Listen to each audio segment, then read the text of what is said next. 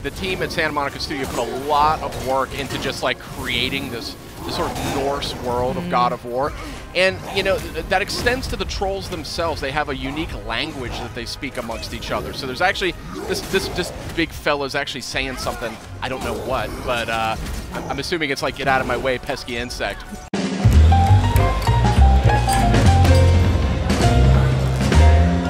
Hey guys, you got Sid here as well as Justin and Kristen. We're taking an exclusive look at God of War. This is footage you will not see anywhere else. And this is a troll you won't see in any of the other footage out there either. That is a nasty looking fellow.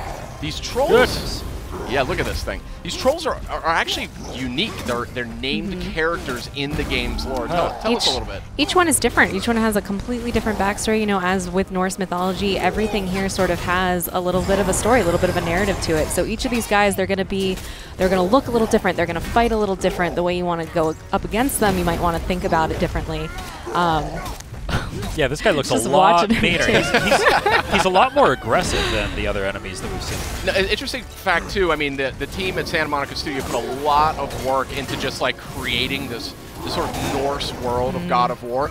And, you know, that extends to the trolls themselves. They have a unique language that they speak amongst each other. So there's actually, this big fella's actually saying something, I don't know what, but I'm assuming it's like, get out of my way, pesky insect. But yeah. they got a bit of a chip on their shoulder because I think part of the backstory is that they've been betrayed by the gods, you know, and they have all these different cities and villages. And I'd be mad, too.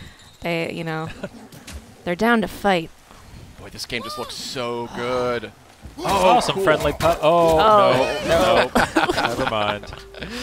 You know, you're seeing just a different side of God of War with this game. That camera. The glowing eyes are an interesting touch there. Yeah. This camera, I think, is worthy of discussion because, I mean, this is a... It's seamless. It's like a one-cut game. They don't, like, cut to cinematics or cut to another character. Exactly. Yeah, and even the camera angle, it's a lot closer to Kratos, a more intimate camera there. Yeah, a lot more intimate, and really makes you feel like you're there, you know? Yeah, especially during combat, you sort of feel the impact of every hit. It sort of shakes just a little bit. Makes it feel like you really are Kratos. We can. And a sort of robust loot system here, too, something we really haven't seen necessarily in God of War to date. So it's just a different take and a really fresh and exciting take on a classic PlayStation IP. We're seeing some light puzzle elements, it looks like here. Nice. Notably, you don't have to mash the button to open chests anymore. And there's a lot of different kinds of chests. The animations are always different. Ooh, a purple thing.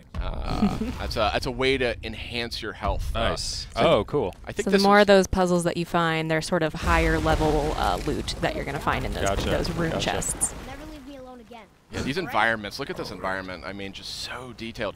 So this tickled me too.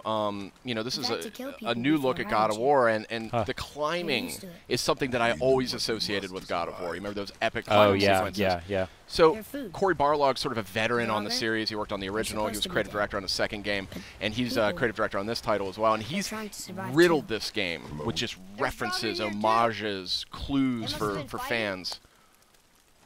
I also just love these quiet moments though with Atreus, that as you're moving through the world, he's constantly, you know, commenting it with fresh eyes.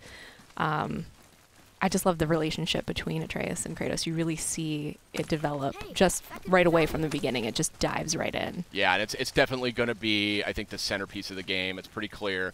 It's got a lot of power to it emotionally. Like Kratos is this sort of troubled character. You know, if you've played these other games, he's in a different place in his life. He's got a lot of responsibility in a way that he maybe hasn't had in the past. And you know, he has to struggle to like keep his temper, something he's not maybe known for exactly. So, really, really interested to see where they go with that in this game. Yeah, it's interesting. It feels a lot more open, a lot more kind of catered to taking your time and exploring. Absolutely. Kind of punctuated by the fast action sequences. Has this been here all this time? Just beautiful. Why don't you help me up there?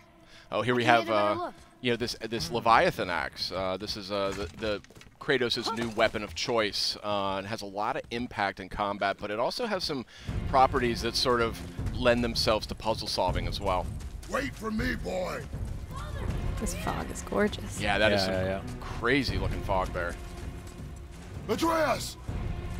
Well, hope you liked exclusive sneak peek here at God of War. This is footage you won't see anywhere else, and we are all dying to play it when it launches on PS4 April 20th. See you next time.